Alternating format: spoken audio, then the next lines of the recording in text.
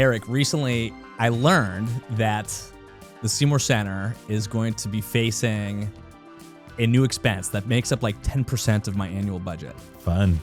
And it's kind of coming out of nowhere. Okay. And I have this really big fundamental question right now, which I think many of our listeners are probably also thinking about, which is, do I contract or do I keep pushing forward on my current pace? And so I want to dig in to this fundamental question with you today. Okay, let's do it, man. All right, let's go. I'm Eric Ressler, I'm Jonathan Hicken. and this is Designing Tomorrow. All right, so Seymour Center, we run about a $2.2 million operating budget, and we've got this new expense that's going to be in the $150,000 to $200,000 a year range. Okay. And it's coming out of nowhere. And I'm not going to get into like where it's coming from or why it's happening, but the fact of the matter is it's coming. Yeah. And at the same time, we are at this inflection point as an organization where I think we are on the sort of like the proverbial launch pad, and the rocket engines are firing up and we're about to take off. And so there's this tension I have, which is, do I contract to quickly absorb this new expense, or do I start dipping into a healthy reserve? We have a healthy reserve. Do I start dipping into that to achieve liftoff and build the business that will sustain this new expense? Oof. Okay. Yeah. I mean, so I think, first of all, I love the topic. I think so many people in our space, in our sector, are dealing with various forms of budget cuts and contractions and challenges that hit finances at the top line. So really excited to kind of dig into your specific situation and hopefully walk away with some actionable tips, and even more than tips, like mindset around how to navigate something like this as a leader.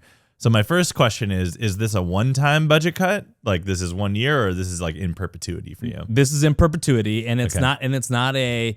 it's sort of a systematic new expense, Yeah. right? So it's an expense. It's not like a loss of funding. Yeah. And so this expense is going to persist. Right. So I need, fundamentally, I need to now build a business that can sustain that expense. So I'm faced with this question of, do I contract as the immediate response, or do we keep the pedal to the metal? Yeah. The first thing that's coming to mind for me that like reinforces one of my beliefs is that like, okay, there's this model, right? Or this like benchmark that's really, in my opinion, way outdated and needs to change culturally, which is like, oh, well, you should be running maybe 10 to 15% overhead and 85 to 90% like direct program expenses.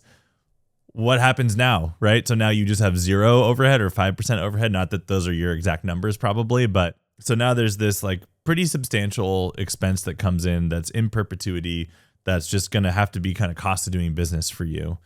And yeah, it's been cool to watch as a partner, as a friend, as a colleague, this moment of momentum and expansion. I think it's worth noting that you are in a unique position in that you have some reserves, and that's not uncommon, but it's not guaranteed either, right? So some of our listeners may be facing a similar situation with zero reserves or very little reserves. So I think we should acknowledge that like that gives you a position that gives you more choices than if you had no reserves. If you had no reserves, there really wouldn't be a choice, right? Other than trying to rapidly build a new model or find some additional pivot funding or sustaining funding to kind of keep going in the new model. One other factor here that might be unique to us is that we also have earned income. So, because we're a science center and aquarium, right? So we can sell tickets, we can rent the facility. So there is this option of raising prices. Now that has a bunch of other implications about who can and can't access our space, which might be something we want to talk about in a minute. Yeah. But to the point of reserves, we did make it a priority to build those reserves over the last few years, to build this rainy day fund. For us, it actually came from a place of like a COVID fear. Oh, okay. Because we knew like if COVID happened again, that was so detrimental to the budget. We needed to have that nest egg. Thankfully, that hasn't happened, but now we have this reserve sitting there. And so there's also this like moral question of, is this impact money that needs to be deployed anyway? Right. Yeah. And so there's this pull in that direction to say, well, we should mobilize that money because it's there. It's not delivering impact right now. On the other hand, if we spend it down, now I've just risked the organization by pulling that nest egg away. Yeah. I mean, what comes to mind for me listening to all this is a couple things. One, the power of having reserves. And I know that it's easy to say, we'll build some reserves. It's another thing to actually be able to do that. But this is it's coming up as an example of like the power of that flexibility that it gives you. And I think that there's a lot of orgs that don't have those reserves, and then they face these challenges that suddenly become existential. So that's one point that I think is important to acknowledge. And then the second point is that I really like the way that you frame that. Like there's this money here that's like not delivering impact. And what it's making me think about as a leader is there's always these like risks that you have to think about responsibly stewarding for your mission. And I think there's like a risk balance that's good to strike as a leader, where if you're too risk averse all the time, you're basically guaranteed to never grow and never improve, in my opinion. But if you're too risky, like there's a threshold at which you're just literally playing it fast and loose, and it could have potential negative downstream effects to the staff that you owe a responsibility to the impact, to the community that you serve. And so my initial reaction to this is that you have this rainy day fund, these reserves that you've built up, and you had earmarked it specifically for like another COVID. But I wonder if maybe it should have been thought about, and maybe you did think about it this way, is just like a reserve for unexpected setbacks, right? At different scales, right? Another COVID-like situation would be really challenging for a place-based organization. But this is another form of that challenge. What it comes to mind for me is that the rainy day or the reserves are not a long-term solution, and I don't think that you're proposing that they are, but it could be used strategically to help you get through to the next level and reimagine or reinvent the business model with this new expense in mind without losing the momentum that you're building up right now. If we don't mobilize that money, I mean, like this is the sort of the other side of the risk, right? You just laid out what happens if we go too far with the riskiness. Yeah. Right. If we get fast and loose, we're totally out of money. Now we put ourselves in a vulnerable position. Another unexpected setback could happen, and now we're screwed. Yeah. Okay. But then there's this other side of like, okay, what's the implication of contracting now, right? And what does that mean in terms of the promise we've made our community and the sort of like the impact that we have promised we're going to deliver? Right. If we pull back now, how many years is it going to be before we can kind of get back to this moment again? Yeah. I mean, I think about this a lot. So I'll share a counter example or like a similar example from running Cosmic, which is like early in the pandemic, we had a similar challenge. Everyone went through some kind of challenge there, where anytime in our space, in the work that we do, that there's some kind of period of major uncertainty, and we saw this in the pandemic. We saw it again with Trump's reelection and the USAID cuts and just all the Doge stuff. When orgs in our sector understandably kind of contract or kind of wait and see, and it's difficult for them to plan, that has a direct impact on our bottom line at Cosmic, because the kind of work that we do requires people to make big moves and have some level of certainty about their path and their future. And so we've had periods where we've had to pull from reserves or have similar kind of existential questions about like, do we do layoffs? Do we do pay cuts? Like, how do we manage this? And the thing that I've always struggled with there is like, first of all, I've never laid anyone off. I've never done pay cuts in 16 years. And I'm proud of that. And also, one of the reasons I've made some risky moves, just to be frank about it, is because I've spent so much time building up the people on my team that have like deep expertise and knowledge in our work. And I just have so much that I value about that. And I know how expensive it is to recover from turnover or to recover from having to like, it's like you take a step back, but it takes like 3 steps to get back to where you were or to where you're trying to go as an organization. So sometimes that's the responsible move. Sometimes that's the necessary move. Like, no, I don't judge when organizations make those calls. And in certain ways, I sometimes respect leaders that do it, because especially in our space, when you're doing that, like, we're not talking about tech layoffs here, right? Like, we're talking about like people who have passion for this work, leaders who have passion and respect for their team, having to make really difficult decisions. And I do have respect for leaders who make those choices boldly and intentionally and from in a human way that acknowledges the strife that causes on individuals in the community.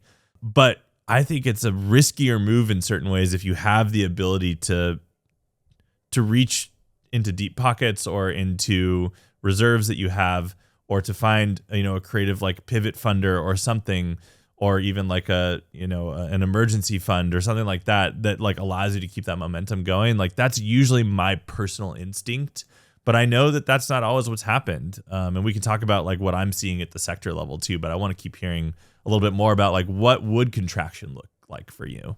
Yeah, I mean, contraction would look like basically hunkering down and focusing on sort of some core programs and turning our attention away from some of these big swings. Yeah. Right? Like Seymour Studios. Yeah. Right here, right now, right? We could pull back from this and move the investment to core programming. This just for example. Yeah. Look, that is a viable option for us. Yeah. We could say, hey, look, now's not the time to achieve liftoff. Let's right size the budget with this new expense. Yeah. And maybe it's 2 or 3 years down the road, let's try again. Right? And that's kind of our eyes on the prize a few years down the road. And there is a fair question to be asked right there, which is like, all right, bro, so what? 3 more years? Like, yeah. The ocean's not going anywhere. The community's not going anywhere. What's the problem? Yeah. You look like you are. I'm cringing here a little bit, and the reason I'm cringing is because it's just like I feel like moments of potential liftoff are sacred, and like getting all of the conditions in place for that to happen can be really, really, really, really hard, and some of that stuff's not even fully in your control. So when there's this like liftoff potential, this kind of window of opportunity to like turn it off, it just feels so hard to do that, right? Like, because you do like what it might be 3 years from now, but maybe 3 years from now, there's a whole new set of challenges that you could never plan for. And this is, I think the timeliness of it is, I think in business of any kind, right? There's a certain amount of luck, right? Absolutely. And being at the right place at the right time with factors that are totally out of your control. Yep. And I think we're in one of those times right now. Yeah. And I don't know if the external conditions will ever quite look like this in terms of like where we're positioning ourselves and the promise that we're making. It's almost like I do the other side of me, right? In contrast with the like, chill, bro, 3 years is no big deal. The devil, so to speak, on this shoulder is being like, dude, this opportunity is never going to come again. Right. Like you got to go now. Yeah. And you got to go hard. And if you get it, that flywheel starts turning and you will right size the budget. Yeah. My other point of view on this is that like energy is magnetic. Like you can feel it. And when you have it, use the lever, man. Like when you have it, like put all that, like focus that energy, because like you never know when that's going to happen in the same way. And I do think we need to be careful about like, there's a lot of limiting beliefs, or like you can go too far the other way around like, oh, this might never ever happen again. And like, this is all luck. And I know that's not what you're saying, but just like trying to like put myself in our listeners' shoes here for a second. So, this all comes down to at some level, just making the best choice that you can as a leader. Right. And acknowledging that these decisions are difficult. I guess my question would be, let's tease out the trajectory where you draw from the reserves and you plow ahead and you use this energy.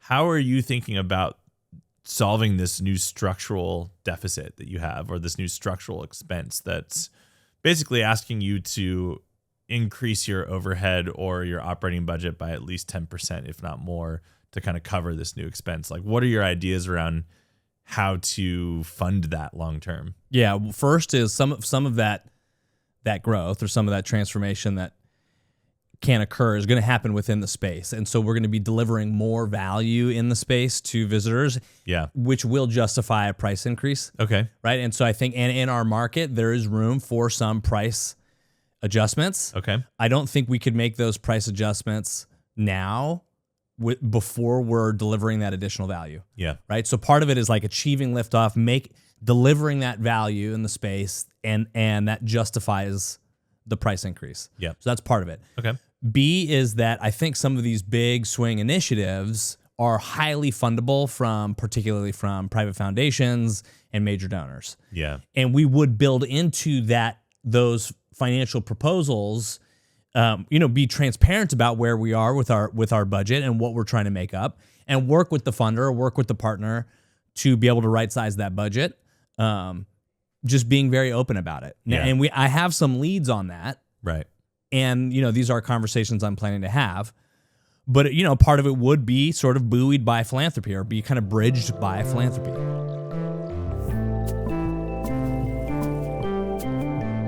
Hey friends, real quick before we continue today's episode. I'm Eric Ressler, founder and creative director at Cosmic. Cosmic is a creative agency purpose-built for nonprofits and mission-driven organizations. For the last 15 years, we've helped leaders like you nail your impact story and sharpen your strategy. But we're not here to just leave you with a fancy slide deck and a pat on the back. We roll up our sleeves and help you bring our ideas to life through campaigns, creative, and digital experiences. Our work together helps you earn trust, connect deeply with your supporters, and grow your fundraising and your impact. If you value the thinking we share here and want it applied to your biggest challenges, let's talk at designbycosmic.com. All right, back to today's conversation.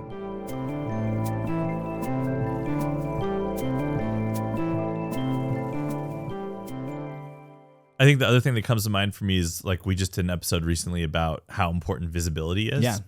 And like a lot of these big swing moves that you're making right now are building massive visibility for the Seymour Center, which will also, in theory, and I think you're starting to see some of this potentially, you tell me, higher visitation, right? So like exactly, it's not even just about raising prices, but like filling capacity and making sure that you always have the right number of people coming in every day. Yeah, it's hard. I mean, I'm having conversations with funding decision makers right now in a variety of sectors that I can go to those meetings right now and I can sit that down at the table and look at these people in the eye and both confidently and authentically tell the story of this liftoff story. Yeah. And I can tell that story because I believe it and it's happening and it's now. If I start to contract, I can't do that, right? Yeah. Like I can't, that wouldn't be true to what we're doing, right? It would be a different story. Yeah, that's a really interesting, but I think important point, which is that like so much of your success in growth and fundraising is being able to have a true story that you believe that you can tell the story with full transparency and excitement that like we are building something here and we are in motion. Like that's what funders want to see. They don't want you to come in and say we're stuck and we need your help. I mean, really like forward looking progressive funders that you maybe already have a relationship might come in and like help you like pull you out of a pickle, right? But like there's these kind of like downstream, even maybe subconscious problems that I know this is true for me. Like there's a saying in the business world that like never need a deal, right? And like you can like I think we're wired as humans to just like be super attuned to desperation. Sure.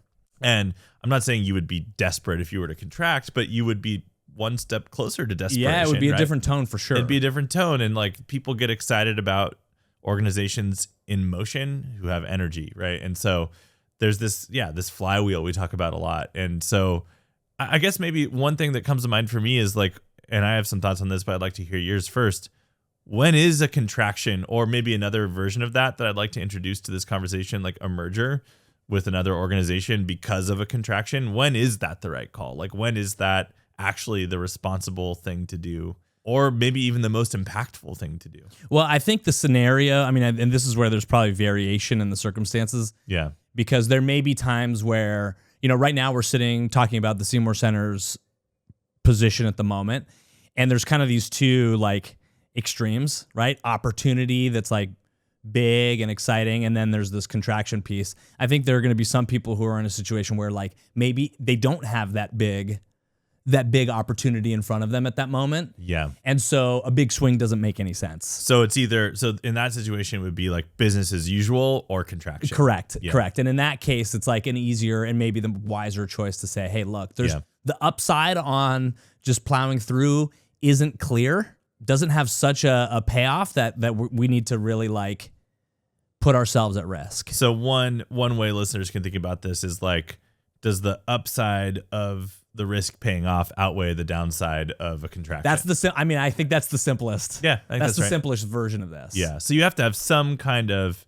case to make that the risk has a potential outsized payoff. Yeah. And I think as leaders, this is one of those, and this is one of the things that I'm like sort of scrutinizing for myself on a regular basis is like my own personal stake in this decision, right? And like making sure I'm being deliberately separating sort of like what Jonathan wants to do versus what is best for Seymour Center. Yeah. And those things aren't always perfectly aligned, if I'm being totally honest. Yeah, that's right? fair. That's fair. I resonate with that. And so that, that is a question that I'm constantly asking myself. And so to the point of like this simple calculation is, does the upside outweigh the risk of de-risking? Yeah. Right? Is you got to be ultra clear as a leader about like who is this for? Yeah. And how much of this is your own ego versus how much of this is what's best for the organization? Yeah, I think another way to think about that would be like putting yourself in the shoes of the beneficiary, right? So the people that you serve, like what choice is going to serve them best, which I think you're always thinking about intuitively as a leader in the social impact space. But when you're talking about like deficits and budget cuts and loss of funding, it's pretty easy to get into the operational mindset of just like, how are we going to make the budget work? Who are we going to have to lay off? Or what programs do we need to, contract to make this work? Or how do we change the nuts and bolts of the org chart? Like that's immediately where your mind kind of starts to go.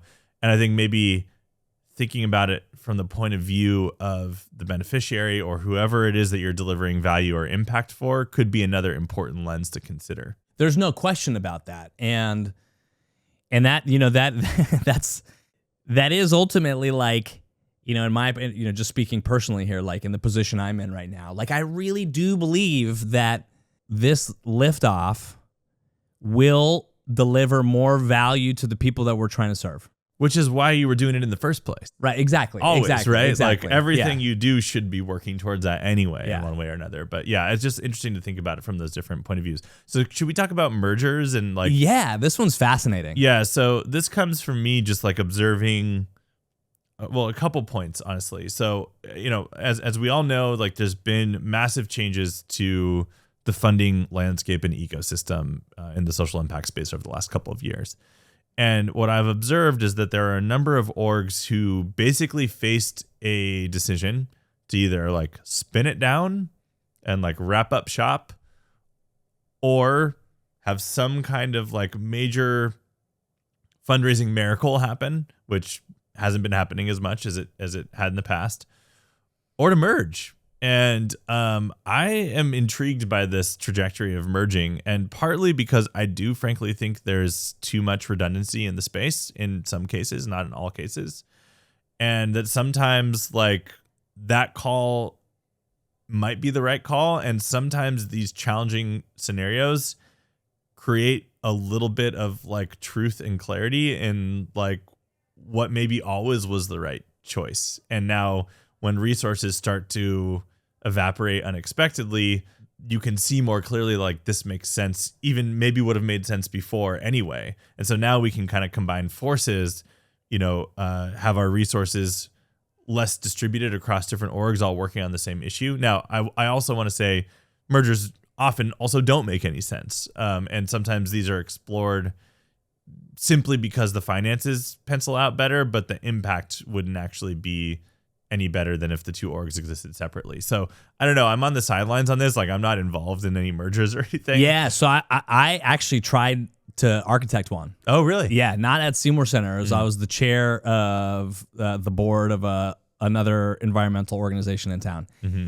And for one reason or another, there was actually sort of like market saturation was a part of it, right? Yeah. Where environmental education in this region is like, there are a ton of people doing marine and environmental education. And I pitched a merger with another organization, the other board chair. Yeah. And we started moving down the path a little bit on that. Yeah. We ultimately ended up not doing it, which in hindsight was probably the right decision not to do it. But I actually there's something powerful about that concept that is I think as a leader, that's like, this is probably in large part where ego comes into play. Oh, absolutely. Yeah. And even when it comes to marketing and branding and positioning and stuff. Totally. Right? Now you've got this like, you've got this struggle between whose message, whose brand like comes out on top, right? Because this is not an acquisition. Right. Well, and that's another form of it though. But like, yeah, I think about that. Like we've had opportunities to either be bought out or to merge. And yeah, I feel like absolutely my ego has come into those decisions. Like, hey, I'm used to being like the founder. I'm used to being kind of the face of the org. I have a certain amount of pride of what I've built that like now gets like diffused a little bit, right?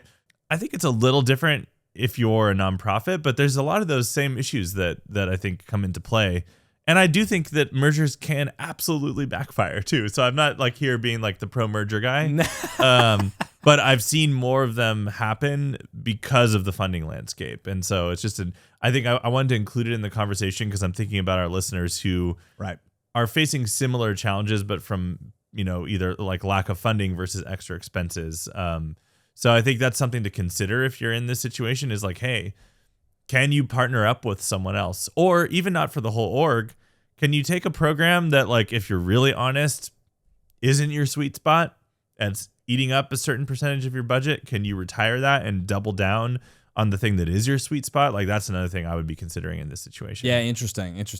And even in our situation, like, I think that's a fair question and a fair path to explore. I think in my current situation, those each program here is a fundamental piece of the puzzle. Yeah. Right. And so it doesn't that the thought crossed my mind that option I don't think it's kind of like the third of the three. Yeah. But I think for some organizations it needs to be on the table. Yeah. Anything from the sector, like, is there any, I mean, maybe mergers and acquisitions is kind of what you're saying. Is there anything else that you see that we haven't touched on? I mean, I think one thing I would say is that, and we've talked about this before on the show, a kind of like call to action for the philanthropic sector, the funding element of this is like, there are a lot of orgs out there that need pivot funding. That's something I've seen a lot of also is like orgs who are being forced to pivot because of the funding landscape or the environmental landscape, or the like political landscape where like the work still needs to be done, but the way we used to do it isn't going to work anymore. So how do we pivot, right? So there's these moments in the life cycle of any social impact org where there's moments of growth, moments of pivot, and that usually requires extra capacity from a funding side of things. And I would like funders to be more open to funding that kind of work than I think I've seen them be. And I will say there are some progressive funders who are doing this right now. There are pivot funds that got spun up in this moment. I will continue to feel underwhelmed by the philanthropic sector in this moment. I'm waiting for my mind to change on that. It is in certain cases, but I'm still largely underwhelmed by how philanthropy has stepped up in this moment or hasn't stepped up in this moment. There's a lot of orgs that need this kind of funding right now. So any funders who are listening, I would like to think any funders listening to our show are already on this path, but tell your friends at the next foundation meeting that they need to up their pay down limits. They need to be willing to fund these pivots. They need to be willing to like connect and network people in their portfolios or people asking for funding, because there's a lot of folks who are facing new structural barriers who've been doing good work for a long time that are systemic in nature. It is not because they did anything wrong. Really tried and true models that used to work, that were best practices, aren't flying anymore. And we need to, as a sector, rethink that. And to end on a slightly more positive note, I do think we're in a moment right now where, because of this situation, we have an opportunity at a global scale to reimagine what the sector looks like. And that's exciting. It's going to take all of us coming together. It's going to take, building trust back with government partners. It's going to take the philanthropic sector stepping up. It's going to take social impact leaders, the practitioners, the nonprofits to come in more imaginatively, more innovatively, etc. But like, it is an exciting moment to frame it that way. It's like, hey, we know there's problems with how the sector runs. Like, let's not let these problems go to waste. Let's like come together and like rethink how we can do this more sustainably and more equitably as we reinvent the sector. Hear, hear, man. Preach it, brother. All right. Well, thank you for helping me think through this one, Eric. Yeah, man. Hopefully this is helpful. All right. If you enjoyed today's video, please be sure to hit like and subscribe, or even leave us a comment. It really helps. Thank you.